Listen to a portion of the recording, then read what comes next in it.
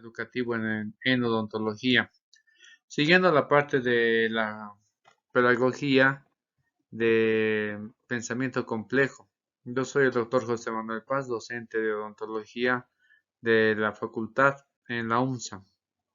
Y bueno, cada carrera tiene sus características propias, pero tienen algo en común, que necesitan ser formados de acuerdo a las características propias que tiene una carrera. En este caso, la enseñanza en odontología, como en la mayoría de las carreras, van a tener dos campos, un componente teórico y un componente práctico. El detalle que el componente práctico es, como observan ustedes en la pantalla, es un componente que es eminentemente clínico, donde van a tener características propias. La parte teórica va a ser llevada a la parte clínica, donde mi carrera va a tener dos partes, una parte preclínica y una parte clínica. Pero teniendo sus características propias, sigue ciertos lineamientos en común que van a tener en este caso el aspecto del desarrollo del aprendizaje y la enseñanza, o la enseñanza y el aprendizaje. Siguiendo la parte de la metodología del pensamiento complejo, vamos a decir que un aula no es significativa sin dos componentes principales. Si nosotros tenemos un aula, por muy bien equipada que esté, bien dotada de todos los equipamientos necesarios, no va a ser significativa sin los alumnos y sin los docentes.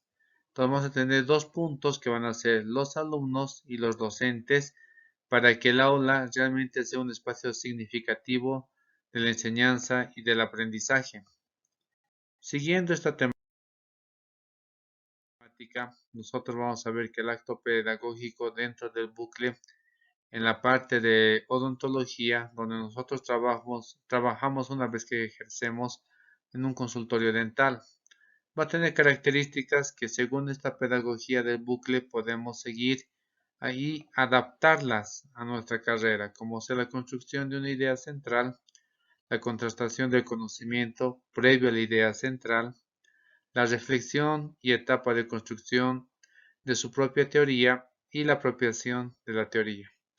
En este caso, para poder hacer un ejemplo de que podemos adecuar, adoptar este tipo de pedagogía, podemos ver que la construcción de la idea, vamos a referirnos ahora al título de un tema que hemos escogido, la contrastación del conocimiento previo es el bagaje de conocimientos que tiene el alumno previos a entrar al siguiente o a la siguiente cátedra. En este caso, yo dicto la cátedra de Radiología 2, por ende, se da sobreentendido que hay la materia previa a esta, el prerequisito, que sería Radiología 1. En Radiología 1, el alumno tiene un bagaje de conocimientos que le van a permitir adoptar y tener una parte previa sólida para poder desarrollar mejor la parte que viene consecuentemente. La reflexión es la etapa donde hay una construcción propia de los conocimientos.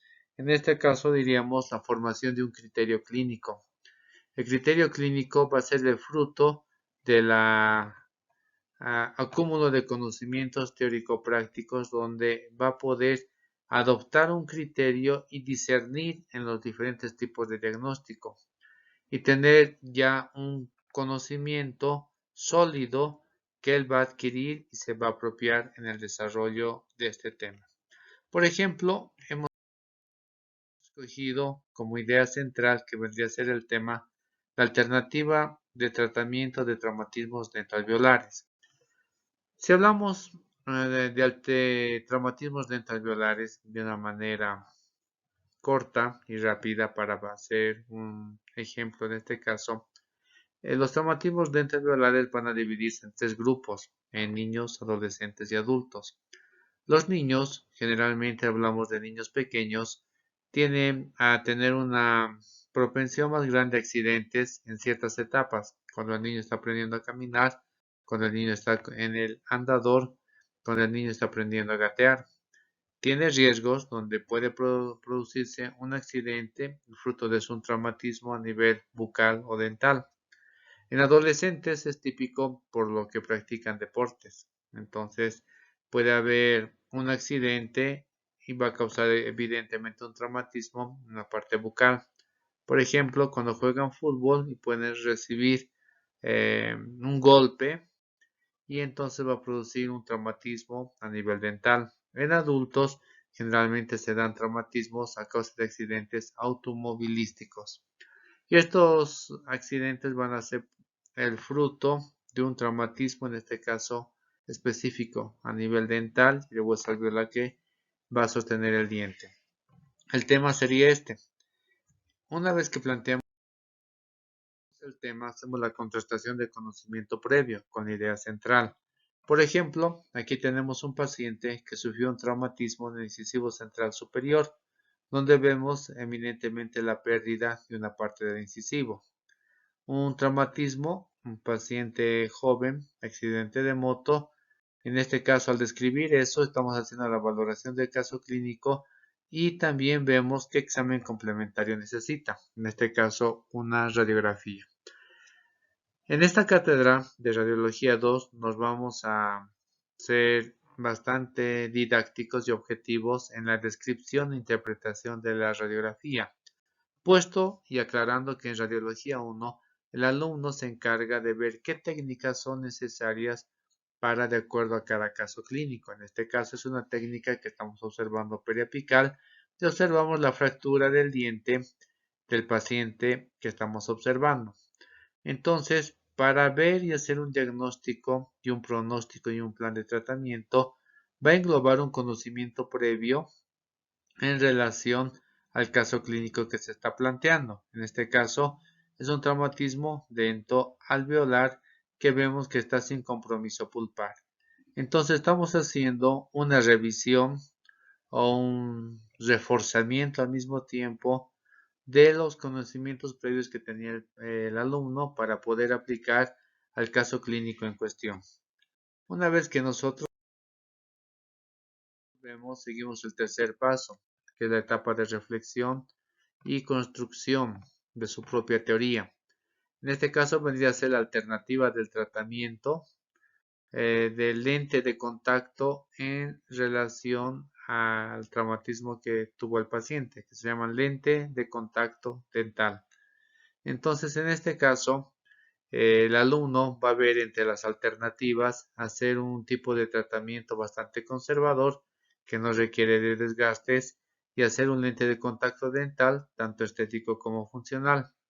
Al reflexionar sobre el caso clínico, va a construir unas alternativas donde podría ser una resina, un tratamiento endodóntico más un perno muñón, una corona completa o como en este caso optó por la parte de un lente de contacto dental que es algo bastante conservador, innovador, que va a ser muy útil para el paciente. Entonces, cumplimos en la reflexión donde el alumno va a ser capaz de formar un criterio clínico para discernir las alternativas de tratamientos y diagnósticos que puede tener según el caso clínico que se presente. La cuarta parte o etapa va a ser la apropiación de la teoría. En este caso serían los conocimientos que el alumno ha adquirido de acuerdo al caso clínico que se presentó. Puesto en práctica el diagnóstico y la aplicación de la teoría en la práctica resuelta por el alumno, él va a tener un conocimiento que le va a permitir hacer la valoración de un antes y un después del tratamiento, donde nosotros vemos la rehabilitación oral desde un punto estético y funcional. Entre todas las alternativas que habían para tratar este caso clínico, de acuerdo a los conocimientos que el alumno ha adquirido en la parte teórica y ha puesto en práctica en la parte clínica, vemos que el resultado es óptimo porque el alumno a través de todo este tiempo ha comenzado a asimilar conocimientos, a poder describir, interpretar el caso clínico que se presente, discernir en un pronóstico y llegar a un diagnóstico que sería el ideal y el más recomendado en el caso de este caso clínico. Como podemos observar, según la teoría educativa del bucle educativo que sigue las bases de la enseñanza del pensamiento complejo, el alumno también va a dinamizar su conocimiento adquiriendo conocimientos antes, después practicando estos conocimientos y renovando estos conocimientos según las etapas de evolución, de investigación que se van a ir dando, como en esta área y en muchas áreas.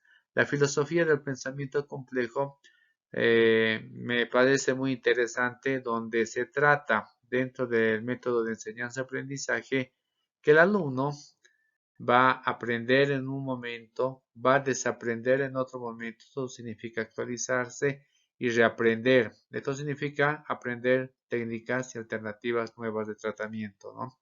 Dentro de la complejidad que va a presentarse esta teoría pedagógica de pensamiento. Entonces, es algo muy interesante la parte que sostiene que hay que aprender, hay que reaprender y hay que también hacer a un lado a veces los conocimientos como desaprender.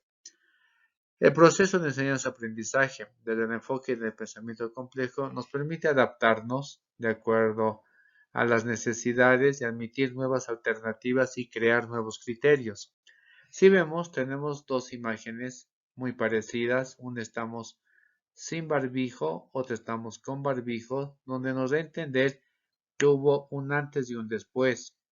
Pero ese antes y después, si nosotros no tuviéramos la capacidad de adaptarnos a las necesidades, que en la parte cognitiva yo estoy muy de acuerdo con lo que plantea Edgar Morin en la filosofía del pensamiento complejo, donde las partes principales que yo rescato serían en las etapas de enseñanza-aprendizaje el aprender, el desaprender y el reaprender nuevamente, ¿no? Son etapas que podemos catalogarlas de esa manera. Muchas veces el alumno tiene que pasar por ese tipo de etapas para que pueda familiarizarse y pueda tener un desarrollo conciso en la parte de enseñanza y aprendizaje, donde este proceso va a tener una parte muy importante, donde va a poder fusionar diferentes etapas en el proceso de aprendizaje, donde este va a ser al final, si uno cultiva de una manera adecuada el pensamiento complejo desde un enfoque profundo, va a tener un proceso de aprendizaje constante. No va a ser un fin, sino va a ser un proceso permanente, donde el alumno va a tener que desaprender, reaprender y aprender y ver la parte compleja del objeto que tiene en cuestión de estudio. Entonces, esa es una parte muy, muy importante, la parte de aprender, desaprender y reaprender y la parte compleja que se presenta en el objeto de estudio. ¿No? Es una parte que nos permite una dinámica constante, renovación de criterios y nos va a permitir también una actualización permanente que vamos a tener nosotros. Y no vamos a quedar sorprendidos en ver qué pasó.